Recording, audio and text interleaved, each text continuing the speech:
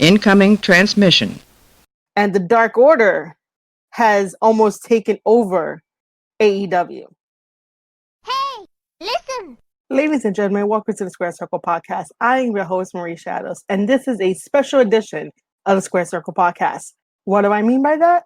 Well, this is going up on my Patreon, patreon.com/rookie SCP for free. It will not be behind a paywall.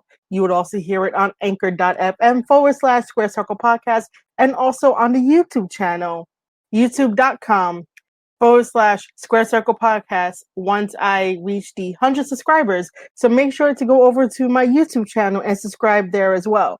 I will try my best to upload almost every audio that I've ever done for the Square Circle Podcast up on there so you guys can watch it as well. So on this episode of the Square Circle Podcast, I will be giving you guys my predictions for All Out. All Out is AEW's next pay-per-view coming up September 5th, and we will all be there to celebrate. And the card is very, very stacked. These are going to be my predictions, my thoughts, who's going to win, why they're going to win, and what stories we could see develop after these matches either conclude and or continue on to the next pay-per-view. So I've written down the matches with the winners of who I think will win the match. They are not in the order of how they're going to go on the pay-per-view. They're in no particular order. Let's start it off with Jon Moxley versus MJF. Jon Moxley has been the champion for a good while now. He took the belt off of Jericho during the last pay-per-view, and he has been champ ever since. He has been a fighting champion since then. He may have slowed down a little bit. He was at home taking care of his wife who had COVID, but manages to come back and start a feud with MJF, or I should probably say MJF started a feud with him. MJF is running this campaign, so hashtag MJF 2020. He is going to be our champion. That is what he promises. He promises that he's going to lead AEW into 25 years of prosperity under his leadership as champion. It is a huge mountain for him to climb and for him to dethrone Jon Moxley. Everyone in the past has tried to dethrone Jon Moxley. However, this is why Jon Moxley is still champion. The only way that this match can still happen at All Out is if tonight on AEW Dynamite, the lawyer to MJF shows up and the lawyer versus Jon Moxley happens. And after that, MJF gets his title shot at All Out. If the lawyer does not show up, this match does not happen. But we all know that the lawyer is going to show up, and we all know that Jon Moxley is going to win that match via the paradigm shift. When he faces MJF at All Out, he is not going to be able to use the paradigm shift, which for him, it's a very good thing because now he has to think outside the box and create a new finisher to either retain the title, or it may backfire on him for MJF to get the title, and now we have a new champion. Who do I think is going to win this match? MJF will take the belt off of Jon Moxley. That is right. You heard it here, folks. You heard it here on the Square Circle Podcast. In the beginning of the Square Circle Podcast, when it first started, I did not like MJF at all. I did not like how pompous he was. There's just something about him that just wasn't clicking. But over the past year, after his long feud with Cody Rhodes, he started to come into his own. He could definitely cut one hell of a promo.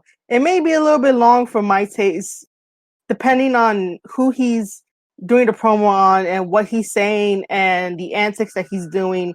To me personally, sometimes it could be a little bit long. I like short and sweet where you get to the point and you make your point evident and it's just very smooth all around.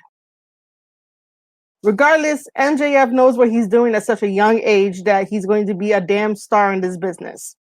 So, I predict for All Out, for the main event, this probably should be the main event.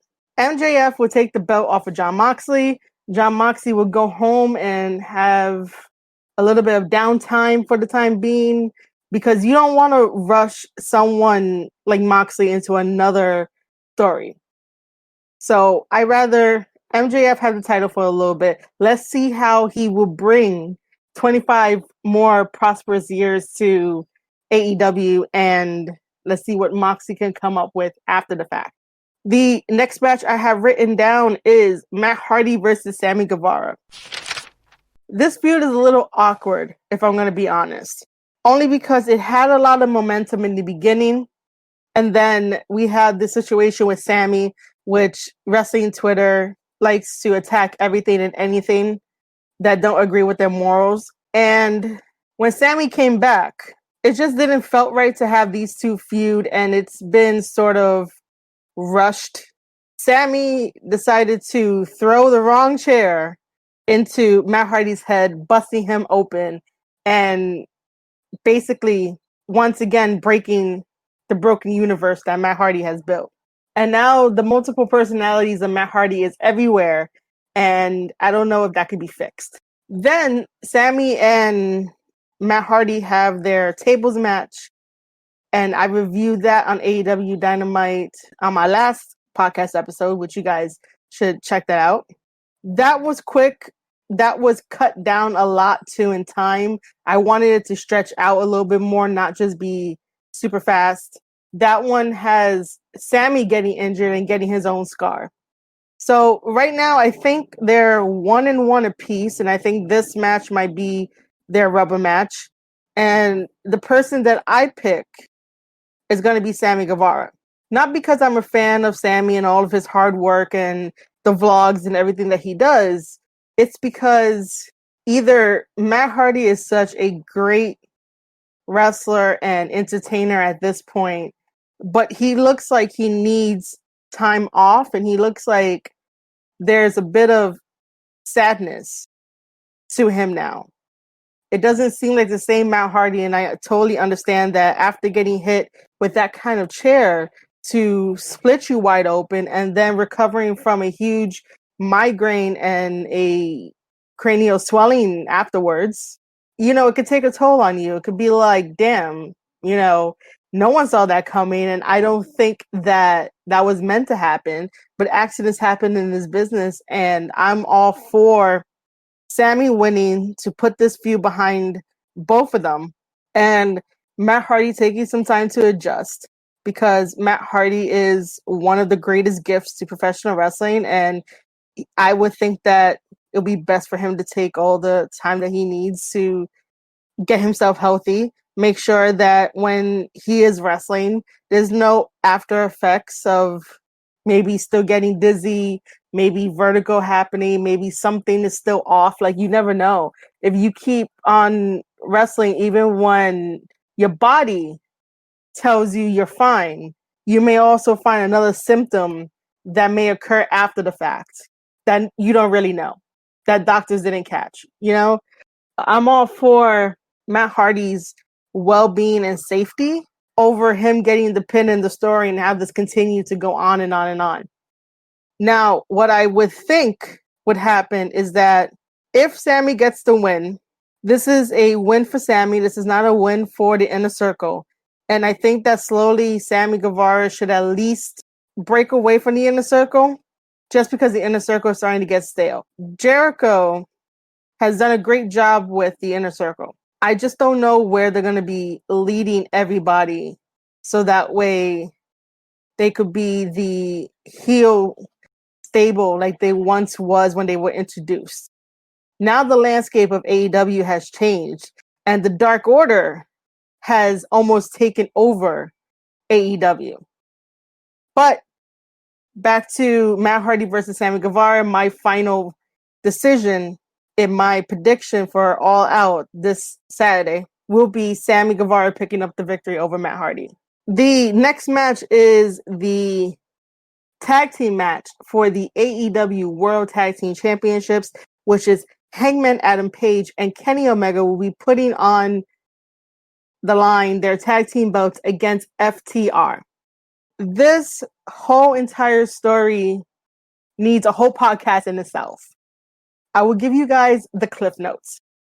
2019 is when Kenny Omega and Hangman Adam Page won the AEW World Tag Team Championships. Since then, they have beaten almost every tag team They have even beaten their best friends, the Young Bucks. Hangman, Adam Page, and Kenny Omega, if you were to write them down on paper to be like, yeah, I want them to be the next tag team champions in the thought room, you would think that it wouldn't work. However, they prove everybody wrong with their unorthodox style and their unorthodox wrestling ability. Hangman Adam Page is very hard-hitting with his chops, his punches, his lariats, while you have Kenny Omega being the all-around entertainer that we know he could be. This is why he's the best bout machine, and he built his whole career on that by his athleticism, by his sheer power, by his in-ring storytelling.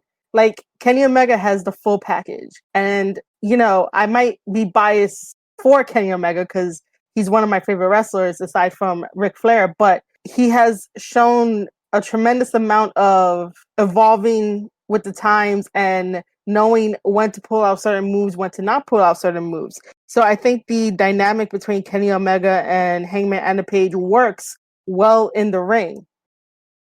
They're two guys who can read off each other, and they're two guys who can read their opponents, and they're two guys that can create tag team moves on the fly as well. However, ever since becoming tag team champions, Kenny has been very happy about it.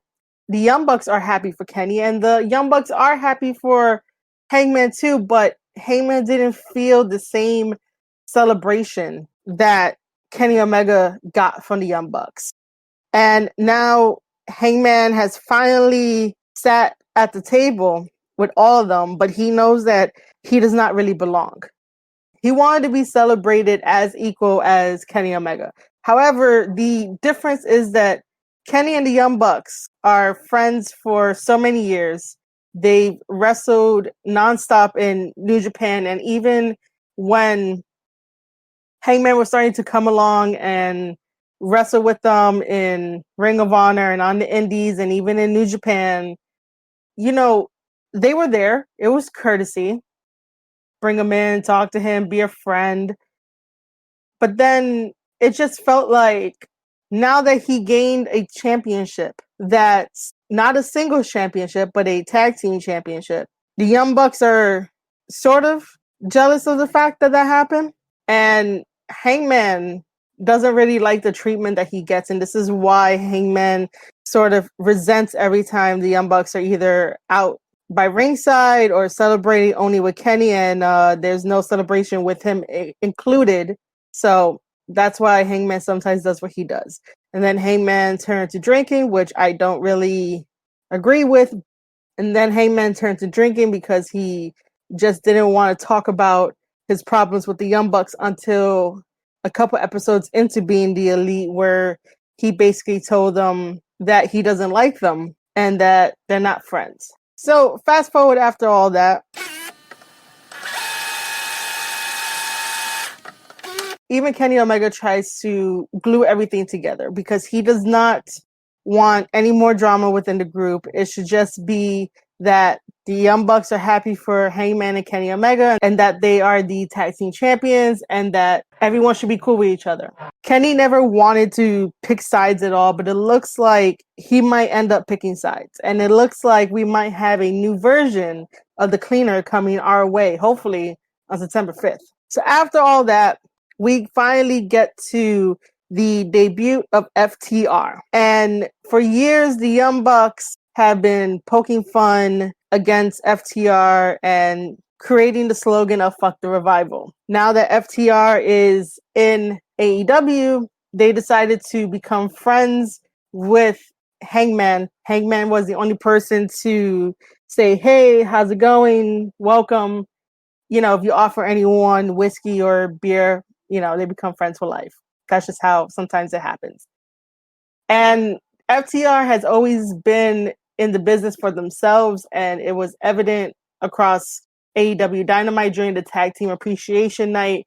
And what they told Hangman when Hangman confronted them about why they attacked the Rock and Roll Express, FTR knows what they're doing. They're planting the seeds of doubt, and they told Hangman straight up that if the Young Bucks won the Tag Team Gauntlet match it will be round 2. It will be Hangman and Kenny Omega versus the Young Bucks at All Out for the AEW World Tag Team Championships. And if the Young Bucks pick up the victory to become the new tag team champions, Hangman is back where he started, in the shadow of the Young Bucks and also in the shadow of Kenny Omega. And that was so true that even when I think about it, as I'm explaining this to you guys, we don't want that for Hangman. What we want for Hangman is to continue to probably still be champion, but this tag team has run its course. I don't know what else they could do in this whole entire story. Somebody has to turn heel. Somebody has to create a new chapter to continue to go on. But ultimately, Hangman has come into almost the breakout star that he should be. They did it a little too early when they had Hangman versus Jericho for the AEW World Heavyweight Championship. And Hangman was unsuccessful to get that championship. And I think that bothers him in the back of his mind. And I think that plays a factor into this whole entire story as well, like an underlining factor. And I think that goes into why he also did what he did when he interfered into the gauntlet match to hold Nick's foot and not allow him to do the Meltzer driver with Matt, and for Matt to get pinned by Trent to not move on to the next round. Hangman has always been in the shadow of at least one person from the Elite or one person from the Nightmare family. I don't consider Cody to be part of the Elite. Cody is his own thing with the Nightmare family. And I think that after FTR planting the seeds, after Hangman doing what he did to the Young Bucks, and then the Young Bucks kicking him out of the Elite, this match between Hangman Adam Page and Kenny Omega versus FTR is going to be a tearjerker of a match. And it's probably going to be match of the year. I am going to say it again. This is going to be match of the year for 2020 as a tag team match. And I'm looking forward to it, and I really want to see what happens. I do want to quickly mention that at the end of the latest BTE episode, we get to see the cleaner. It is a tease of a tease of a tease of a tease, man. Kenny Omega gets into his car. Then the next shot is him with the sunglasses and his dark hair and looks into the mirror. And you know some shit is going to pop off when this match happens. I don't know if on AEW Dynamite, if he's going to appear or what he's going to do. But at this point, if you really look at it, Matt and Nick fucked up. And this is how they fucked up, by saying that because of Hangman's betrayal to them, because they felt highly betrayed and they kicked Hangman out. And they know that Hangman and Kenny Omega are tag team champions. How do you kick out one half of the tag team champions of the Elite and not think about Kenny Omega? And by the way, where was Kenny Omega last week? He was having fun in the Thunderdome. That's what he said. He was having fun in the Thunderdome. He thought nobody would notice, but we all did. But I hope he had a good time in the Thunderdome anyway. Regardless, you just crossed battle lines and you just basically chose for Kenny Omega what side he should be on without realizing it and doing it indirectly because of Matt and Nick's anger got the best of them. And I'm not sure if anyone else in the wrestling community thought like that or saw that, but that's exactly what happened. Matt and Nick drew the line for Kenny Omega and forced him to choose a side without him being there during that AEW Dynamite. Now, like I said, tonight is AEW Dynamite as well, and I'm not sure if we will have Kenny Omega respond to all of this. If he doesn't, that's great. We'll see what happens on All Out, and we'll see who will be victorious in this match. Now, I've explained so much. My prediction is that, unfortunately, as much as I love Kenny Omega, as much as I adore Hangman Adam Page, because he has become one of my favorites as of late, they are going to drop the belts, and a new era in the AEW tag team division is going to be led by FTR. And that is what I'm going to say. FTR will become the new AEW World Tag Team Champions. I do not see any type of salvage from what happened in this whole entire friendship story that is going to save Hangman and Kenny Omega to retain the titles. Hangman and Kenny are gonna have 1,000% hard fought fight, and it's going to be tag team match of the year 2020. And we're all gonna be there on the edge of our seats. And this match in particular makes me super happy to just watch because it comes down to what the fuck is gonna happen. And it comes down to the story, the beautifulness of how it weaves and how it turns. And you thought that Hangman was going to turn on everybody or Kenny's going to turn on everybody. We don't know who's going to turn on who now. We don't even know if new alliances are going to be formed because of what's been happening in this whole entire storyline. And this storyline has been slowly building over a year and then just added another layer to it. And this is what you call good storytelling that sometimes professional wrestling does not have anymore. You can't always have a match without some type of story behind it to get people interested. See, I'm very passionate about this match in particular because it's so story driven, it's so character driven, and the wrestling, the acrobatics, the gymnastics, the spots, the technical wrestling just adds to it to make me want to be like, let's talk about this match to talk about this match forever. But yeah, Hangman Adam Page and Kenny Omega will unfortunately, in my prediction for All Out, will drop the belts to FTR. Our next match is the Dark Order versus Matt Cardona, Scorpio Sky, QT Marshall, and Dustin Rhodes. The members of the Dark Order that's fighting these guys is Brody Lee, Colt Cabana, Stu Grayson, and Evil Uno. Which, by the way, Matt Cardona is Zack Ryder. Should have just asked Vince if he could have kept it. Because he's been Zack Ryder for so long that it's so weird to say Matt Cardona. There's way too many Matts in AEW. Way too many Matts. All puns intended. Anyway, the Dark Order reigns supreme over the land of AEW. The Dark Order, specifically the Exalted One, Brody Lee, definitely took out the Nightmare Family, destroyed Cody Rhodes, and picked up the TNT Championship. Now, the reason why this match is happening is because the Dark Order attacked Dustin, which is understandable. Dustin is part of the Nightmare Family. He tried to protect Cody. Everyone tries to protect the Nightmare Family. Bam, they all got laid out. Scorpio Sky took on Cody Rhodes for the TNT Championship. He was unsuccessful. So Scorpio Sky felt it was right to help out his friend. That's why he's in it. QT Marshall is part of the Nightmare Family. He went from pushing papers to now wrestling to having Cody's back and training people at the Nightmare Factory. And Matt Cardona, Zack Ryder, is just a friend of Cody Rhodes, and he's just here. That's all. He's just here. So, as for my pick for this match, I just want to see who wins. I do not have a specific team winning this match because if the Dark Order wins, that's just a win in their belt. And what does that really mean for Matt Cardona, Scorpio Sky, QT Marshall, and Dustin? Now, if that team picks up the victory with Dustin getting the win over Brody Lee, Dustin should be built up to get a shot at the TNT Championship because in honor of his brother or something like that. But as far as who's going to win, I am not entirely sure. I'm going to be watching along with everyone else. Our next match is a women's match. This is going to be super exciting. It is going to be Hikaru Shida, who is the AEW Women's Champion, taking on Thunder Rosa, who is the NWA Women's Champion. The challenge was thrown out. It was accepted. Thunder Rosa accepted the challenge to face Hikaru Shida.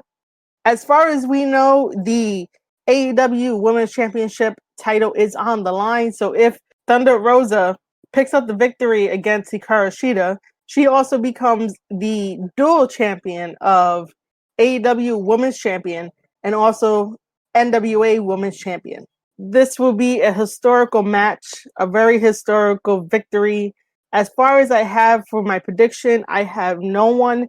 This one, again, I did not pick a winner because Hikaru Shida can go in the ring.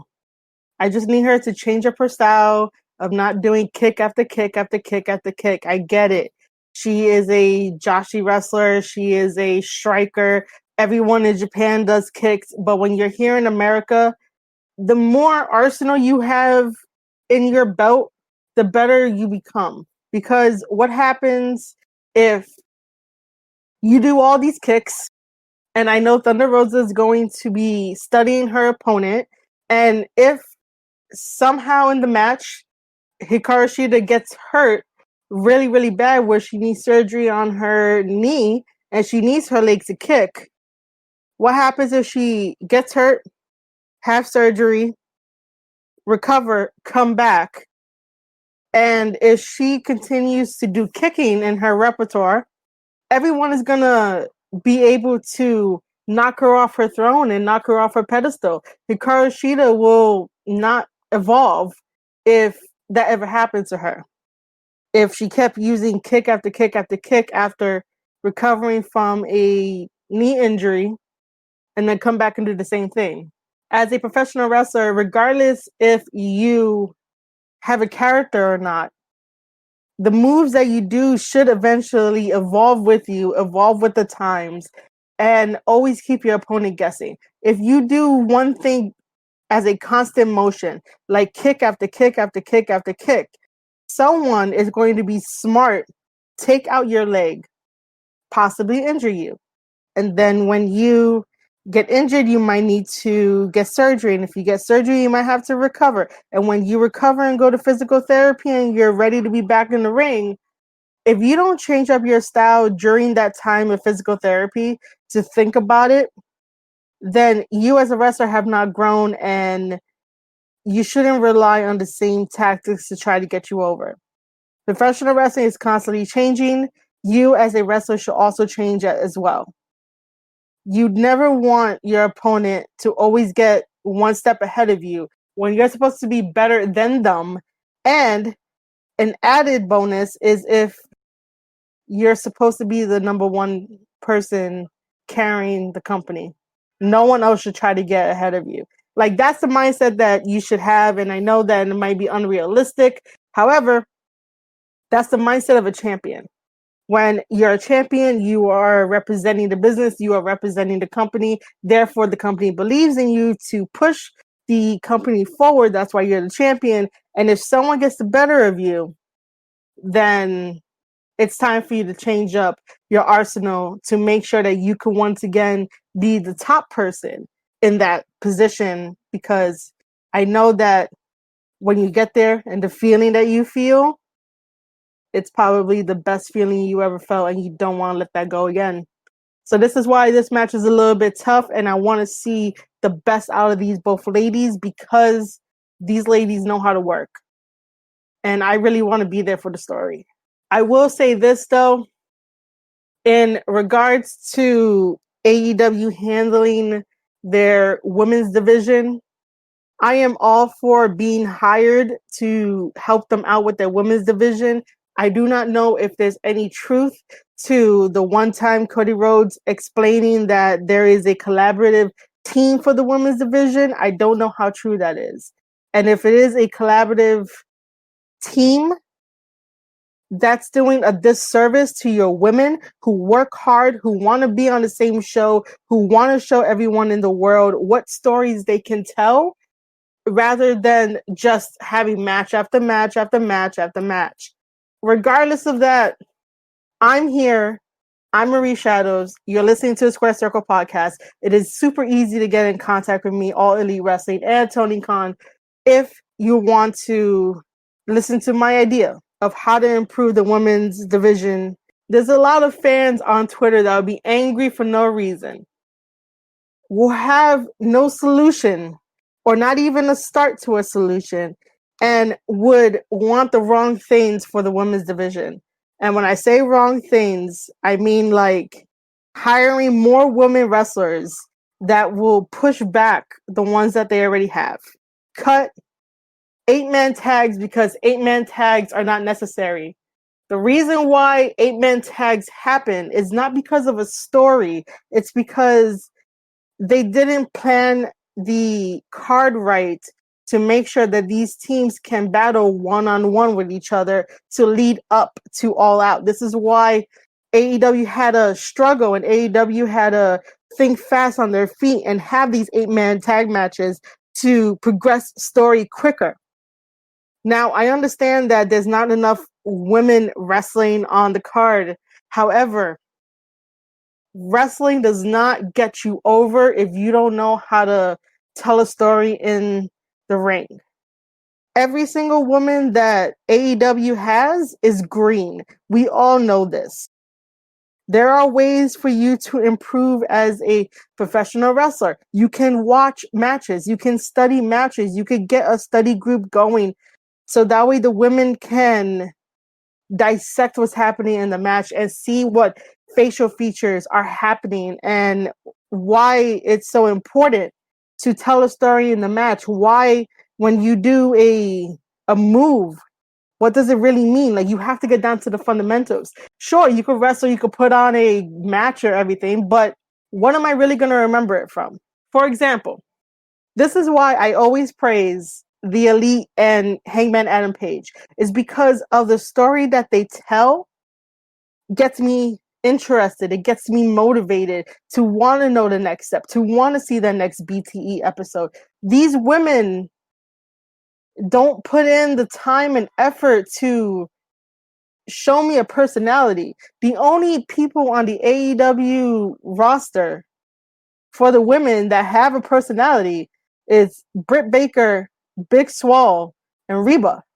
Nyla has a personality that's so completely wild and unorthodox that I'm like, I like it, but what has Nyla and Vicky done ever since announcing that Vicky was going to be her manager? Why hasn't Nyla been mowing down everybody and getting in Britt's face and to be like, Shida, you're unfit to be champion. I lost because I was unfocused. You know, stuff like that. And then there's the women who wrestle on Dark, and there's nothing really there for me to attach myself to be like, I want to see more. Except for Penelope. Penelope has the full package. I just want to see her bloom a little bit more. Abaddon needs a equal entity to compete with her. Her fighting regular, ordinary women, she needs another entity to be on her level so that way I can be attached to Abaddon like how everyone else is on Twitter. It just bothers my mind that there's so much talent. They just need direction. AEW needs direction and structure. And yes, I said it. As much as I love AEW, I want to see them succeed. They are the alternative. I totally believe that in my whole heart. I believe in AEW more than WWE. For those of you who don't know, I used to work for WWE, and there is a huge difference. So, I'm here on the Square Circle podcast using my platform to reach out to AEW. If they ever listen to this, reach out to whoever can put me in the right direction, because I want to work again in professional wrestling. I want to work again with a company that is growing and that will take their talent and everyone can go to the moon, because the talent of the women's division is there. It's just a matter of being consistent and not always being the friend, because we want them to be a lot more smoother, a lot more unafraid to hit each other and to really change up how they do those forearms. Because those forearms, man, like, can you guys stop going overhead with the forearms? Like, do a regular forearm. Like, make it mean something. You know what? Be a bitch when you throw your forearms. Do that. I'm just tired of seeing overhead forearms that look so bad and look so years ago that I'm just like, could you please make it believable? Please. I know you guys don't want to hurt each other. I know your boobs are right there, but just make it believable. Stop with the overhead forearms and just hit her. That's what the men do. The men are just straight out, just hitting each other with straight, stiff forearms. And women are doing the dainty over the head forearms. And it's like, this is why wrestling Twitter gets on you. And then you want to call people haters. And it's like, no, that's not how it works. Just make it believable. That's all.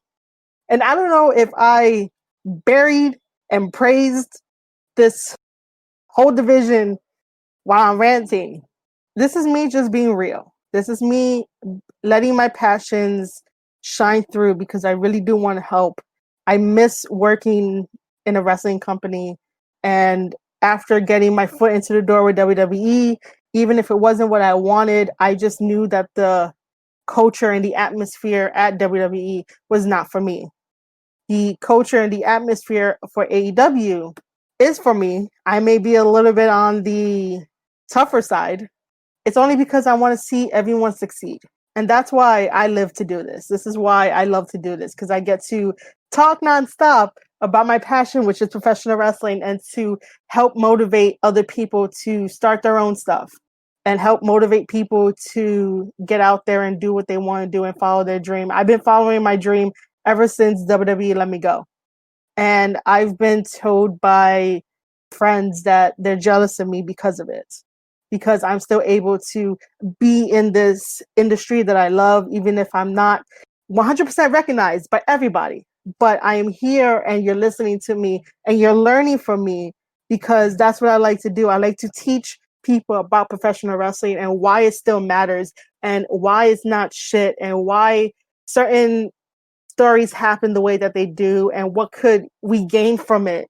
You know, I've always been a firm believer that professional wrestling does make you realize how to interpret the world around you and how to defend for yourself. You know, I'm not out there putting rock bottoms on people when they disagree with me, or I'm not out there doing the Stone Cold Stunner on people when they disagree with me, but I do know how to talk thanks to professional wrestling, and I do know how to handle my bullies thanks to professional wrestling.